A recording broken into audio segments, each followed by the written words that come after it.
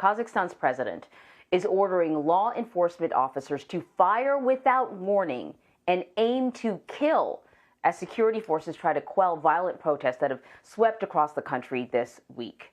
Demonstrators began taking to the streets on Sunday after gas prices doubled.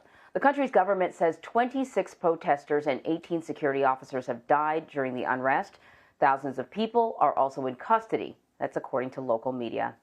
So we're going to head on over to Mary Ilyushina. She is following this story for us from Moscow. Thank you so much for joining us, Mary. Protest over the increase in gas prices. This has happened before in Kazakhstan, but I think this is the first time in a long time anyways that it's been so widespread across the country. But it seemed like things were getting better. We're going to talk about Kazakhstan's leader. He said just hours before that, that constitutional order was mostly restored in all regions. And then we hear about this shoot-to-kill order. What is going on?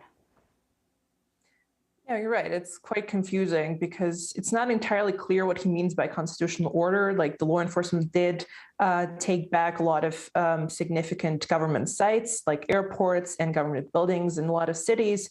But there's still this so-called security operation in the biggest city, Almaty, where we know that law enforcement is tracking down people who protested. The officials are calling them terrorists and bandits. But we know that people are being shot on the streets of Almaty today, and that the clashes are ongoing. And it looks like the last night was pretty bloody in that city. And in the morning, authorities reported that at least several dozens of people were dead, including some security officials. At least 18 security officials have been killed, and around nearly 4,000 people have been detained. So things are not back to normal yet, and they're not calm. So we're still yet to see how the authorities are going to behave today, and whether this night is going to be as unfortunately deadly as the two previous nights before. And we also know that in some other cities across the country, back in the region where the protests over fuel started, there's still some protests going on. People are coming out in several hundreds, in some cities, a couple of thousand people are coming out to main squares peacefully and demanding a change in power and a number of other political demands. So control, I think, is still up in the air. So let's talk about the root causes here, because I mentioned that, people have protested before over gas prices. This is a country that is an oil-rich nation. You would think that gas would be relatively inexpensive there. But there were price caps that were removed on vehicle fuel, and that sparked the protests. Last night, the government announced that it was going to be bringing back those caps for 180 days.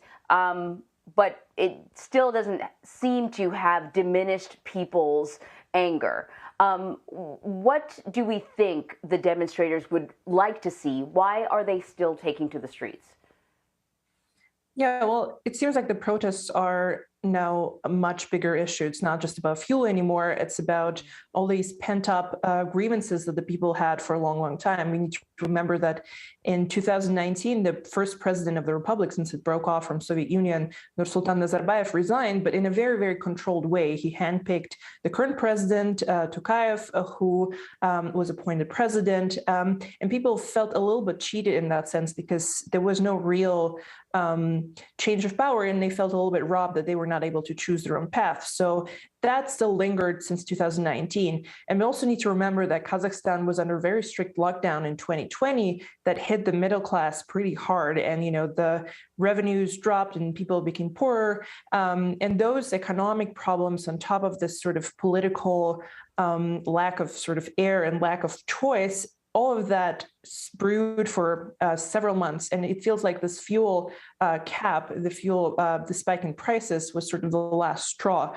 And now people are sort of angry, and they're letting everything out, all this anger that was building up there. So Kazakhstan's leader asked for help from Russia, and in fact, Russia sent security forces to help keep the protesters in line. Can you talk a little bit about the nature of the relationship between Russia and Kazakhstan?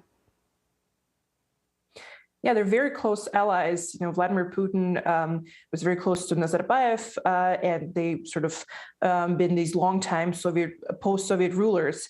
Kazakhstan and Russia also have a lot of business together. So economically, Russia is a little bit sensitive and worried about what happens to it's one of the richest neighbors. And plus, we need to remember that there's a several thousand-kilometer border between Russia and Kazakhstan. So any unrest that happens there has the potential risk of spilling over to Russia.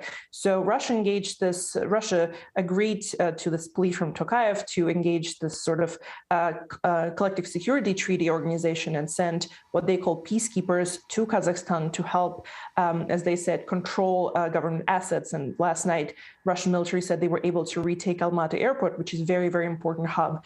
So Russia is definitely interested in keeping Kazakhstan calm and predictable. They would like to, work with the leaders that they know and they have dealt with for a long, long time. And also, it's one of the things that probably concerns the Kremlin and concerns Vladimir Putin, that a lot of countries around him in the area which he considers his own backyard are becoming more and more volatile. And that is a security threat to him as well. And in fact, Kazakhstan's leader sort of suggested that perhaps these protests were also being fueled, no pun intended, by outside forces. We know that Press Secretary Jen Psaki yesterday said, listen, the U.S. has absolutely nothing to do with this situation. But you can sort of see the rumor mill kind of starting up there. Yeah, the rumor mill is definitely starting up, and there's been a lot of sort of debate on where that external force came from, because it's now virtually impossible to get to Kazakhstan. A lot of journalists are trying to do that, and it's very, very difficult. So it is a big question where all these thousands of external forces, people coming into Kazakhstan to disrupt it, while we know there's many people in Kazakhstan who were very unhappy with what was going on. And one of the potential reasons behind that sort of mill of rumors is that to invoke this collective security treaty organization help, the only mechanism for that is to say that the country, one of the members of this collective, is being under an external attack. So that's sort of the way to bring all these external forces to help restore control, according to what Tokayev said.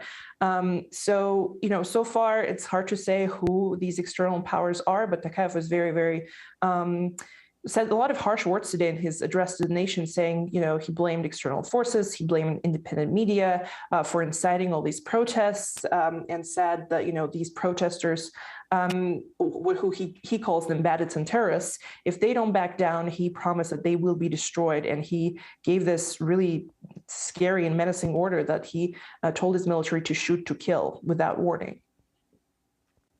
Yeah, that is really scary. Mary, thank you very much. Thank you.